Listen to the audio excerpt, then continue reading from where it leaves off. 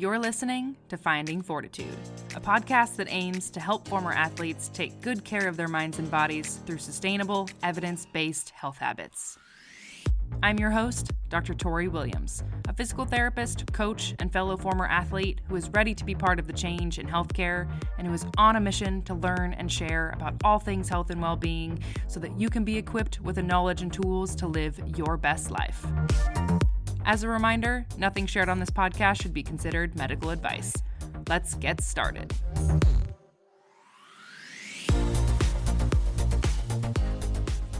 Well, hello and welcome back to another episode of Finding Fortitude. Today, you are going to hear a conversation between myself and a friend of mine, Kathryn Ward. She is a dietitian and recently just ran her first marathon, and she crushed it. So you're going to get a little bit of a behind-the-scenes look into her training and how her experience and expertise as a dietitian has shaped how she has fueled and prepared for this marathon. And we talk about a lot of other things, including her recovery from ACL surgery. There's lots of good information in this episode, and I think you're gonna really enjoy it. So let's get into it. All right. So welcome back to Finding Fortitude. Today, I am super excited to welcome my friend, Kathryn Ward, to the podcast. Thanks for being here, Kathryn. Yeah, thanks so much for having me. I'm super excited. I'm pumped to get into it. We've got a lot to talk about today. Kind of a mishmash of things because I couldn't pick just one topic. But could we start maybe by telling the listeners a little bit about yourself and your athletic background? Yeah. So I feel like I was in sports starting at a super young age, like I think 6 years old, signing up for soccer. So I did soccer and basketball for the duration from like 5, 6 years old to high school. And I wanted to play soccer competitively in college. But at the last second, I decided to sort of go to college based on where I could get in. So I started to play recreationally, just club, and that was super fun. But then I tore my ACL 2 quarters into college. So like life as an athlete, I feel like I had a whole identity crisis starting, I don't know, 18 years old. I kind of had to like redo everything. But I actually started to get into running. And so now, actually a couple ACL tears later, I'm finally running and training for a marathon. So that's sort of like my athletic background so far. I love it. That's awesome. Yeah, that is a lot, right? ACL injuries are super prevalent, unfortunately, and awful. What was that experience like for you? I mean, after your first one and then having it happen again? Yeah, it honestly, even though it was really similar surgeries, the ACL and the meniscus, it felt so different because of how old I was for each one. So the first one, I was 18, easy recovery. I think I was running like 6 months afterward. And the second one was when I was 28. And I started for the first time since 18, I started to play club soccer. And then like 5 to 6 weeks in, retore it. So soccer and competitive sports like that just were, yeah, they did me dirty, but still love them. Yeah. So it's just, I mean, as you know, as a physical therapist, it's just a really rough recovery. And it's just looking for like movement in different ways, especially slowly. And they've changed a little bit what you can do with the meniscus post-surgery, because when I was 18, you could not bear weight on it for like 6 to 8 weeks. And now they're like, actually, it's kind of good for it. Hi. So a quick little editor's note here. This still very much depends on your surgeon and the type of surgery that you have in terms of whether or not you can bear weight after surgery. Always listen to your surgeon or the physical therapist that you're working with postoperatively. Just wanted to pop in with that reminder. Again, this is not considered generalized medical advice. Thank you. So, yeah, I think there was some really dark times, because I think when you're an athlete and then your sport kind of gets pulled from you, whether it's from injury or graduation, you sort of have to do this shift of like, what sorts of things that I love about the sport? Was it the camaraderie? Was it the movement? Was it getting outside? And then just finding how to do that in everyday life. Yeah. And after your first one, did you feel like you got back to like a certain level of play where you felt comfortable, like really going back? I actually didn't play soccer again. I played basketball, and it was funny because I tore it the first one playing basketball, and I tore the second one playing soccer. So soccer was a little bit harder for me mentally, and it took me 10 years to get over it and then 6 into it. But basketball, when I was younger, it was no problem. I just put this huge, massive brace on it. And like, even when I studied abroad in Australia, I just packed that thing and I slapped it on. It was almost like a bullseye for the opponents. Like, no, and that was fine. And I just think when you're younger and you don't even realize like that you can re-tear it or you can tear the other ACL, you feel like, you can do anything, you're unstoppable. So it was a lot easier when I was younger, kind of getting back out there to different sports, specifically basketball. Yeah. Yeah. That's such a good point too, about just like the difference in age when it happens. And I also think a lot has progressed in terms of how we manage ACL injuries, and that we know that we have not been historically doing a very good job at preparing athletes after ACL injury, both letting them know about like the re-tear rates and how serious that rehab is, but also just actually getting them prepared to play again at a high level, both from a physical and a mental standpoint. So yeah, I think your story is really unique in that you got to go back and play and compete in basketball at a certain level, and then you started playing soccer and then had that happen again. And I can't even imagine the emotional roller coaster of what that must have been like for you. Oh, and like I immediately knew. Like I remember there was a PT on the field, and I don't know what the test is where they test, but I was guarding right after, and they were like, it's not ACL, it's not ACL. But I just knew like the pain, the contact, and knowing the recovery process, like what that looks like when you do it again is devastating. And then when you're just 28, you don't recover as well as when you're 18. Mm-hmm. That years really makes a difference. Yeah. And now you're back and training for a marathon, which is amazing. And I want to talk more about that. So let's see. So let's rewind a little bit though, because there's a little more extra context that I want the listeners to know about you. And that is that you are a dietitian. So can you talk a little bit about that journey for you and what made you decide to become a dietitian? Yeah. So I didn't actually realize I wanted to be a dietitian until after I graduated from undergrad. I majored in urban studies and planning with a focus in environmental policy, which I loved. I love the idea of like how cities are planned, mixed use. I still love it. When I was training for a half marathon my senior year of college, I went to see a registered dietitian on the campus. And I just kept thinking about her job after I graduated. I saw her just to make sure I was like eating everything I was supposed to eat. I had no idea like how many extra calories I was supposed to be eating with running.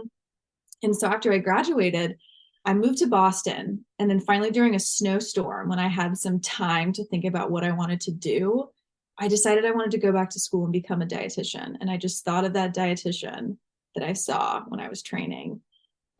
So I went to San Diego State and I did the dual masters in nutrition and exercise physiology.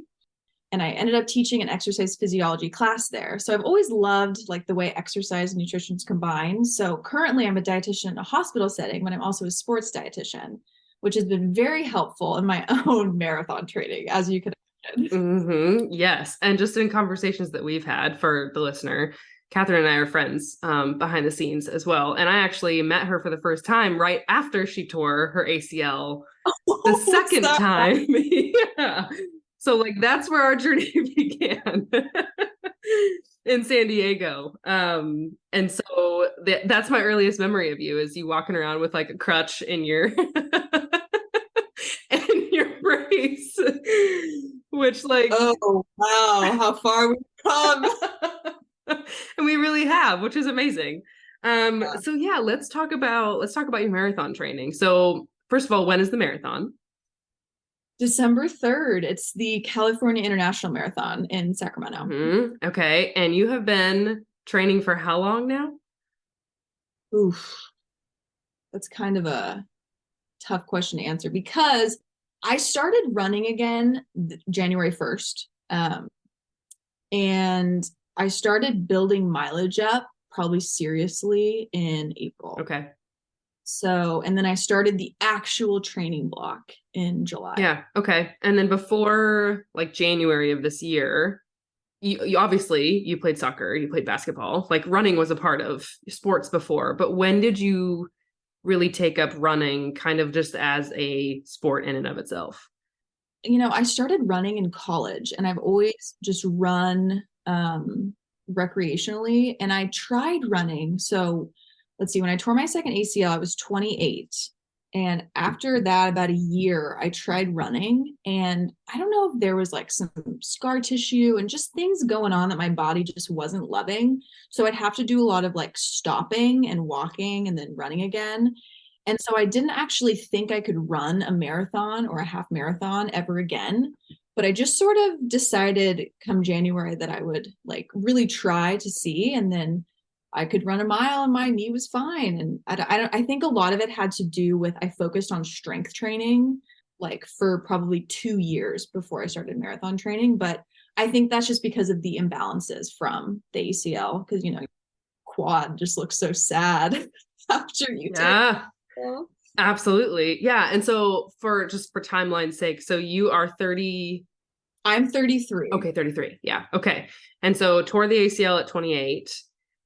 Took a few years, obviously, to rehab and strength train, and then started running a little bit more.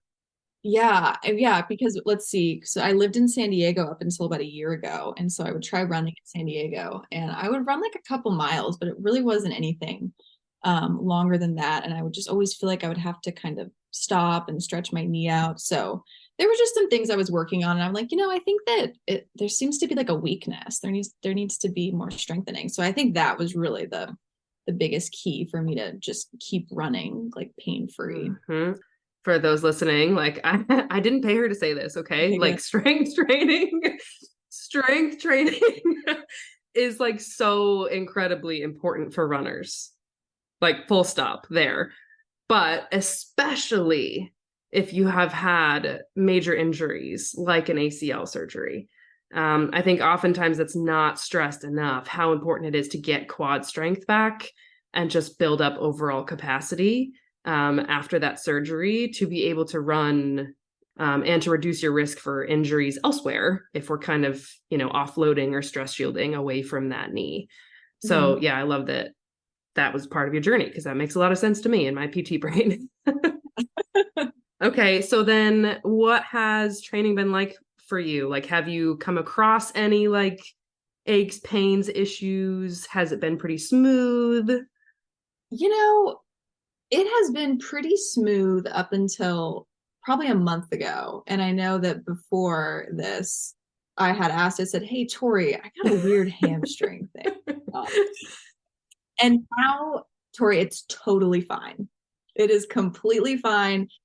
I just had to, I think I went, part of my training plan is I was doing some hill sprints after pretty good run. And then I had a long run the next day. And so about maybe 5-6 miles into the long run, I was just sort of feeling my hamstring. And so I think I went a little too hard on the hill sprints. And I just had to adjust my speed and I just cut hills out and it just healed on its own. I had to reduce some volume a little bit, but I think I was pretty fortunate that I didn't really have to miss a lot of runs, but I definitely just adjusted the intensity, which was hard because I think that as, previous athletes were like, this is the training plan. We must do the training plan. If we do not do the training plan, we will not succeed. Yes. But it's like, I can still finish this marathon and not do this exact workout. Mm-hmm. Yeah. And I think like, truthfully, for someone who's as far along in their training, but like anyone in general who runs has a hard time like wanting to pull back. And especially as a former athlete, like you just said, that's a very, very common thing, right? Is that we have a training program, we have to do the training program and execute perfectly. And when injuries and things like that, crop up, or pain in your instance, we can't really necessarily say that there was any particular tissue damage or injury, but there was certainly some sensitivity, right? And I think that the way you managed it was smart, right? We can oftentimes just modify our training and not actually just completely halt and stop, and have things kind of come and go that aren't really a big deal. So I'm glad that was the case for you. Mm-hmm. Yeah. And, as I mentioned before, Tori and I had talked offline about this. I said, hey, I need you to fix me. Yes. Thank you for humoring me with that for the audience. Yeah. And it was so, your advice, it was just like, it's all about management and how you manage it and just adjusting. And I think that, there are some healthcare providers that just do a really poor job in that management where they say, stop running. And it's like, there's really very few instances, like the top one, like stress fracture, you have to stop. But a lot of them, it's like, well, you need a little stress with it so it gets stronger, So we managed it and we did it. We did it, fam. High five. Yes, it's true. The reason a lot of people would stop is because a medical professional in the past has probably told them that if you hurt, stop.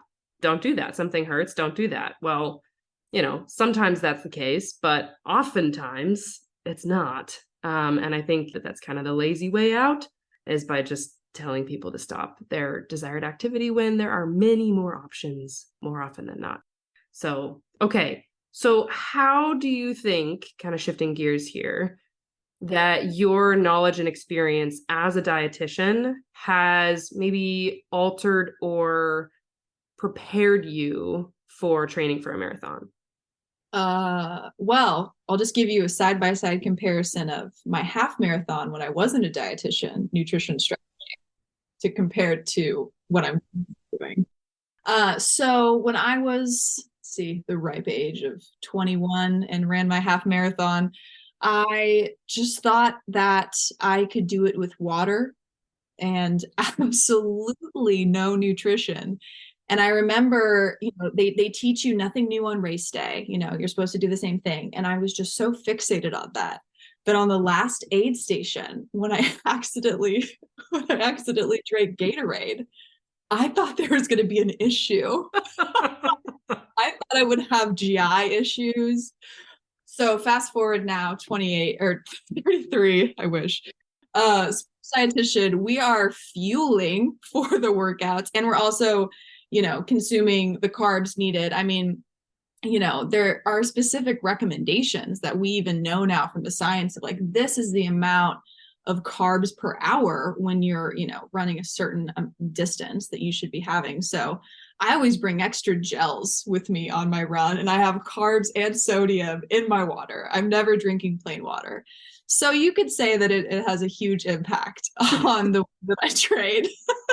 That's amazing. I love this so much because, like, talking to you about your training and like how you're preparing, and like the fact that you need to have certain meals and that you have to make sure that you're hydrated and that you have these things, the liquid IV like prepped and ready to go. It's amazing because I don't think I've ever met another runner training for something like this who's a dietitian and who has been so keyed into the importance of nutrition with training.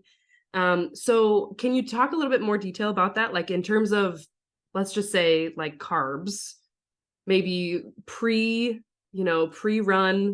mid-run, and like post-run. Like what are the, from the very basics, like what do we need?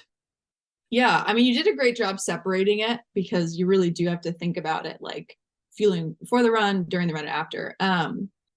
So I will say, like with everything, even with the recommendations for during the run, is it's super individualized. So before the run, it's how much time you have and just sort of what your GI system can tolerate. There is like sort of quick, like 30 minutes before 30 grams, 60 minutes before 60 grams. But that's like very like quick tips that could work for some people. But, you have to remember that you really don't want to do like a lot of fiber in those like grams and those carbs. So you want to just fuel for the work that you're doing, period. So even if your run isn't a long run, you still want to be fueling. You don't need to think that because you're only doing a 20-minute run that you don't deserve to fuel before, because it's absolutely not the case. Your body needs to fuel.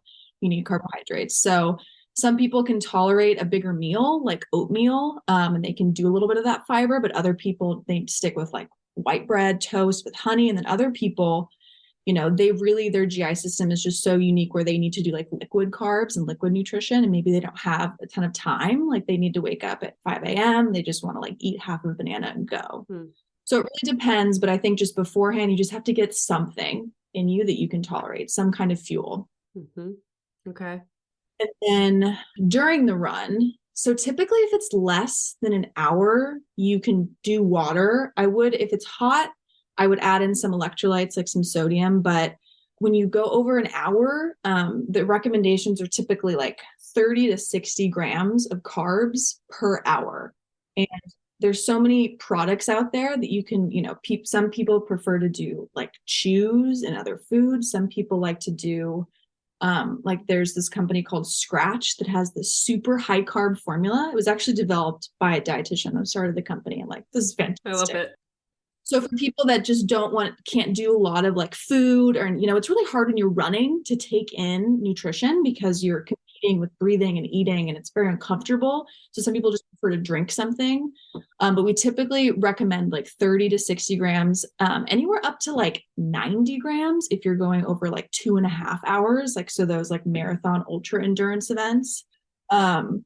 And that can just be like a combination of, I just do typical goos. They work for me. I have like, knock on wood, a pretty easy GI system, but there's other people that need to do like different like isotonic formulas or like formulas that have a little more water with them.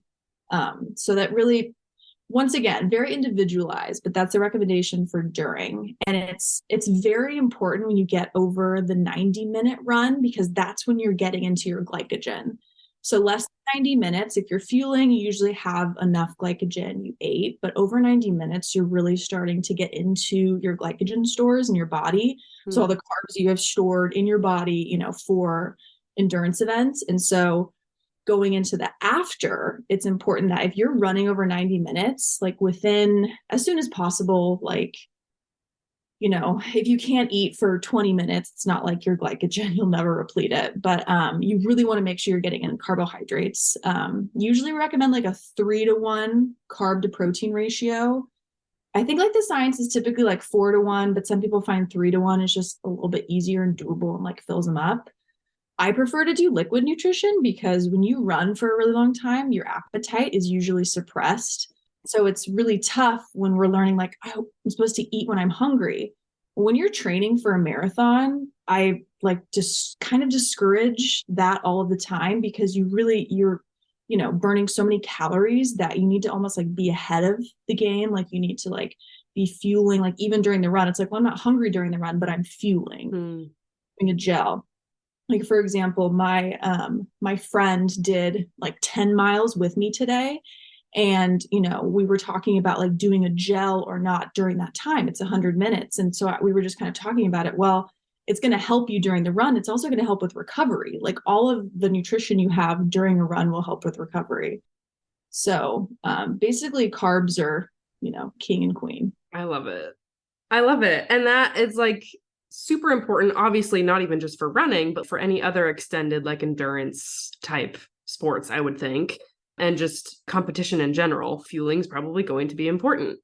And just to make it like crystal clear for those that maybe don't have as much of the like nutrition or sports background, can you just really simplify like what are carbs? Yeah, carbohydrates they're needed for so many of the cells in our body, like for our brain, like for glucose. But essentially when we eat foods, they're broken down into different macronutrients. But one of them is carbohydrates. And what happens is we need carbohydrates to make energy in our body, to make ATP. I don't want to go too much into the science, but when we exercise at higher intensities, so when we're not, like if we go from walking to running, our body is using fats at lower intensities for energy because you can generate more energy, more ATP when you're doing like a low intensity exercise, like walking. If we start to run, our body goes, oh, whoa, we need way more energy, but the system we're using isn't producing it fast enough. So it actually switches to using carbs. So that's why when you're running, you're using mostly carbs, and especially at specific intensities. I won't even get into like the lactate threshold and everything, but we need carbs for energy. And so especially for running is like when we replete our glycogen, when we're just running, we need them for fuel just to make our muscles continue to contract and continue to run and propel us. Yeah, thank you for that. Yeah, I think that's really important. Like Kathryn said, carbs are energy. Carbs are fuel. And so then maybe you can go into a little bit of what are the consequences if we don't have enough carbs or if we don't have enough fuel, maybe acutely, during a run or after, and then maybe over the longer term. Yeah. Well, I would say an immediate, if you've ever heard of the term hitting the wall or bonking, it's this like, I haven't experienced it, so I can't really speak to it because Of course you haven't. I've never run a marathon, but I'm also hoping that I have so many carbs in my body. It's like, we can't stop. But your body just, it's like lacking supply. And it's hard too, because the blood to the GI system definitely is lessened when you get to higher intensities. So it does take longer to process the carbs that you're eating while you're running. So even if people are fueling, if they sometimes don't practice fueling on the long runs and they just wait till race day, that's when they can have like some of the hitting the walls when they are consuming carbs. But so acutely, yeah, your body, like, you can start like cramping up. You just feel really lethargic. I would say after the run, if you aren't getting enough carbs, you feel extremely exhausted. Like you can't concentrate. Your energy levels are so poor. And it really saddens me because I see a lot of folks, at the sports nutrition clinic, they think that that's sort of normal, like a normal part of training and marathon training is that I feel tired all the time. And I'm like, well, that's just a symptom of underfueling. Granted, I don't know what other like stressors they have in their life. Like, are they getting enough sleep? Are they prioritizing other recoveries, other than carbs and just nutrition? So that's kind of like the immediate, like the day of. And then chronically, if you're not getting enough carbs, that usually means you're not getting enough calories, which means that you're probably at risk for relative energy deficiency in sport, RED-S. And so, I don't know if there's been other dietitians that have talked about this in the podcast, so I don't want to go, okay, well, yeah. So RED-S is, essentially this continuum of how underfueling can affect all of these different systems in our bodies. And I think one of the more well-studied systems is going to be our hormones. And sometimes individuals will lose their period and they will think this is a very normal part of like endurance sports. For males, they've seen like a decrease in testosterone, but it affects everything. It affects like the GI system for individuals that are having like extreme bloating and acid reflux. Like when there's less energy available, we'll kind of rewind. So chronically, when you are not eating enough, there is not enough energy for your exercise and for all of your body's functions. So when you don't have enough energy for your body's functions, they're going to try to conserve power and energy, and they're going to start shutting down. And so that is really some serious consequences. Even in the bones, people get stress fractures.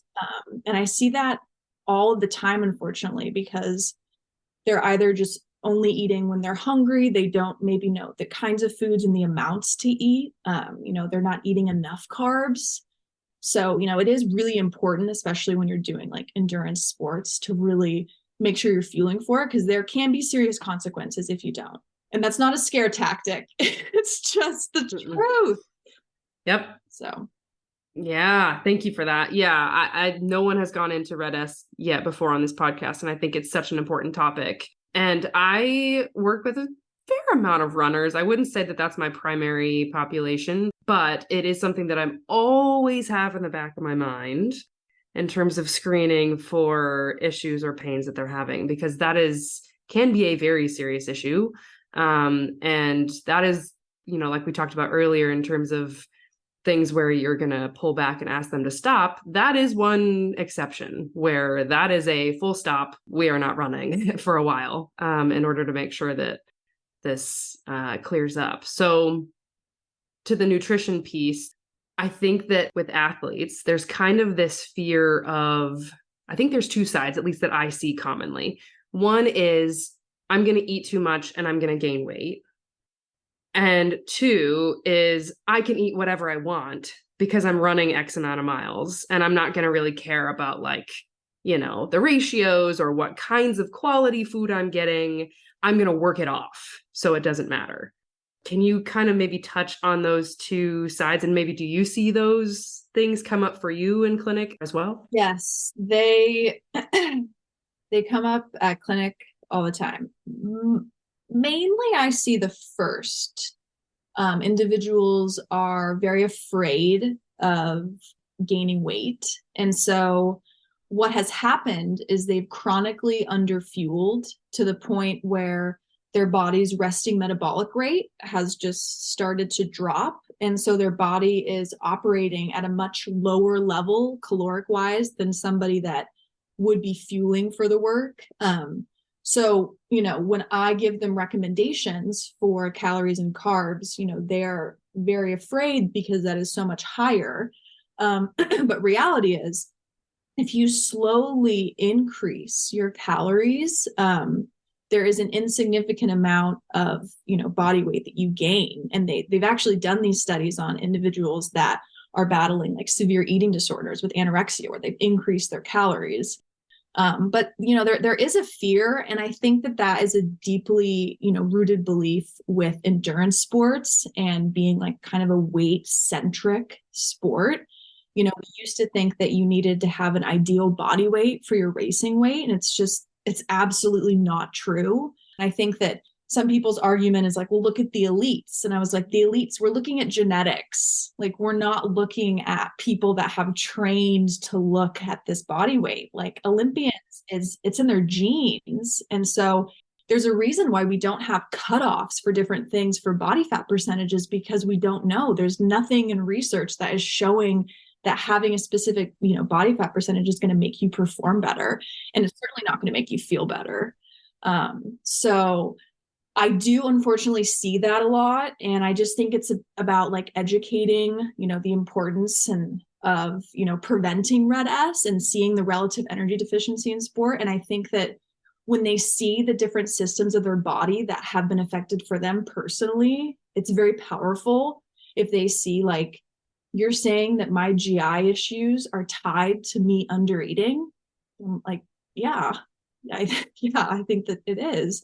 It, makes them want to eat more, not for their sport, but also they're realizing they want to optimize their own health. And so what might someone be able to look out for? Like you mentioned kind of that fatigue and feeling really awful and like the brain fog and the poor recovery. What are some other things that someone might be able to key in on if they are potentially underfueling? That's a great question. I think it's individualized, but I would say energy levels are huge during the day, like you mentioned. Your quality of sleep. So if you're doing everything well, you have this like set bedtime, you're, eliminating screenage and lights, and you're still just not sleeping well. To me, that is like a huge sign that, you're chronically maybe stressed in your life, but also that you're underfueling. And especially for women, they're just not getting enough carbs. It affects like a lot of hormones and affects sleep. I would say, trouble focusing, and then the inability to perform the prescribed workouts despite, progressing and having all of the training, but the just inability to see any type of progress. It could mean that, they're not fueling for the workout properly, or they're just not recovering between the workouts with nutrition. So I think that a lot of times people focus so much on eating before and during, they forget that, the day before your long run or this day between runs, you still should be focusing on nutrition and carbohydrates, and you don't need to save all of your carbs for the beginning of the day. You still need them in the evening. So those would be, I think, like the biggest like red flags is if, your workouts are suffering, you're losing focus. Hormonally, if you've started to lose your period, that is a huge red flag. And it can be really difficult if someone's on birth control, which is like masking this. So sometimes, providers that are educated on red S, they'll actually ask if there's other alternatives so they can kind of track that, because that is like a very good indicator for energy balance for women. So those would be my recommendations. But that's a really good question. Yeah. And I think it's helpful to have things to look out for. But one thing that I really just stood out to me that you said was sleep issues. Can you just talk about that like a little bit more? How does not eating enough impact sleep? Because I think this is something that a lot of people miss. Yeah. Well, without going into like the super sciencey, essentially, we see this a lot more with women than we do with men. And so that's why some of the like intermittent fasting that the research has just been done on men. I'm like, well, but women aren't sleeping when they're in these studies. Anyway, we're not getting enough carbs, that it essentially affects the hormone signaling that is responsible for creating these products in our bodies that put us into deep sleep, that put us into REM. It also influences like cortisol levels. Specifically, like our cortisol is the highest when we wake up in the morning. So we want to, as soon as we eat, it starts to drop. So nutrition is just super important for hormones, but for sleep, when we're not getting enough of these carbohydrates, and some of these carbohydrates are even paired with like magnesium and all these different foods, but when we're lacking these, our body isn't able to get in these set rhythms that it wants to get into because of this disruption from above, from the whole cascade of hormones. So it could be like, individuals that just aren't able to reach like deep sleep and their REM is really suffering. Yeah. So that's kind of like a very simplified explanation of nutrition and essentially just its influence on hormones. Yeah, that's perfect. Thank you. So going back to training, and I just have a couple more questions for you. You had mentioned strength training and how that was really important the last several years in building up to this. What has that looked like for you, especially as you started increasing mileage for getting prepared for the marathon? Are you still strength training? If so, how often? And what has that maybe looked like over time? Yeah. Well, I will say trying to run, I'll say 7 to 8 hours a week, maybe 6 to 7 hours a week, but running 6 to 7 hours a week and then working essentially a full-time job. It is very difficult to fit in strength training, but I still have, but it looks a little different. So, they recommend that you keep your hard days hard and your easy days easy. And for me, it's just, where can I fit in strength training? And 10 to 15 minutes of strength training is better than nothing. And so I'm kind of looking at that differently. So for me, strength training has looked like 45 to 50-minute session a week where it's almost full body, where I'm doing like hitting all the major muscle groups, but specifically focusing on lower body to make sure I hit that. And then another time during the week, probably 15 to 20 minutes where I'm doing mostly lower body. But then I have some recommendations from my coach that is more like mobility, like hip mobility work, like using a band, sometimes not using a band, that I'll actually do like when I'm watching TV and just little things like that to just try to fit it in. And I always thought like it has to be separate. Like I have to be listening to music in the gym doing this thing. And I'm like, well, fitting this in your day can look like doing clamshells while watching the Kings game, doing donkey kicks, trying to fit in during halftime. Especially, I'm sure a lot of people can relate with like very busy lives, is any, strength training during like marathon is very beneficial, I think, in my opinion. I mean, I'm sure you can speak more to that than I can. And same with my fiance. He's always like, great job. Yeah, Kathryn's fiance is also a physical therapist. So she's very familiar with this. Yeah, I think that's amazing. And I think you touched on two really big things. One is training for things like this, especially a marathon that's so time consuming with the amount of like hours you spend running. Yeah, like that alone is like, it's so hard to fit in anything else, let alone live your life and also plan a wedding, by the way. Don't recommend doing it all at the same time. 10 out of 10 would not recommend. But yeah, I think you've touched on the fact that like as a former athlete or, you know, still an athlete, but as someone who used to compete and maybe that looked a lot different because it was your job. And now training for something like this and trying to do all of the right things. I think, of course, we can talk all day till the cows come home about what's most ideal. But that's not realistic, right? And I think that at some point we have to be realistic with our time and with the amount of time that we're willing to dedicate to said thing and do our best to figure out what works for us and, you know, accept whatever risks may come with that. But I think that you're doing a wonderful job, and it's very normal as you pick up more mileage and get closer to your race for strength training to get a little bit, at the very least, less intense, and oftentimes less often too. So I think that's amazing. And kudos to you for doing all of the things that you're doing all at once. Yeah, thank you. It is definitely a balancing act, but I think just changing the mindset and, you know, it's not even about multitasking, but just fitting things in. Yeah, I've definitely thrown out the ideal has gone out the window. You know, the other week I did like a kind of a heavy lower body 8 hours before a heavy workout, and it was fine. You know, I got it in, I wasn't too sore. So it just goes to show, I think that sometimes your schedule and sort of like listening to your body instead of like just doing a prescribed workout plan, but, you know, feeling like you have no free time to do anything else, really goes a long way. Yes. Yeah. And, you know, I think there was even a period, and I think a lot of professionals go through this, where I really wanted like research to come to practice and to, you know, really apply the things that I was learning and make things very optimal for people. And then you realize that like, A, we're human beings, and that makes that very complex in general, just in terms of our behaviors.